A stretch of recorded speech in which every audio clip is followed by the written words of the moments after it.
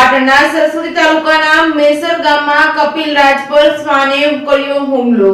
પાટણ જિલ્લાના સરસ્વતી તાલુકાના મેસર ગામમાં રહેતા હીરાભાઈ પટેલ બકરપરાના મકાનની ઓસરીની બાજુમાં આવેલ પાણીની કુંડીમાં એક કપિલ રાજ પાણી પીતી વખતે શ્વાનોએ કપિલ રાજના ગળાના ભાગે બચકા ભરી ઘાયલ કરતા મેસર ગામના દબાભાઈ પટેલ અને નારણભાઈ પટેલ તેમજ મગનભાઈ પટેલ બાજરિયાને જાણ થતાં જ આ કપિલ રાજને શ્વાનના મુખમાંથી બચાવી લીધો હતો। જ્યારે આ અંગે ઘાયલ કપિલ રાજની વધુ સારવાર માટે હીરાભાઈ પટેલને જાણ થતાં હીરાભાઈ પટેલ દ્વારા મેસર ગામના જાગૃત નાગરિક એવા માનવ સેવા ટ્રસ્ટના પ્રમુખ પ્રવીણભાઈ પંચાલને જાણ કરતા પ્રવીણભાઈ પંચાલ દ્વારા પાટણ જિલ્લાના વન વિભાગના અધિકારી પ્રજ્ઞાબેન તેમજ વન વિભાગના બાબુભાઈ દેસાઈને તાત્કાલિક ધોરણે મેસર આવી ઘાયલ કપિલ રાજને પકડવા તજવીજ હાથ ધરી હતી।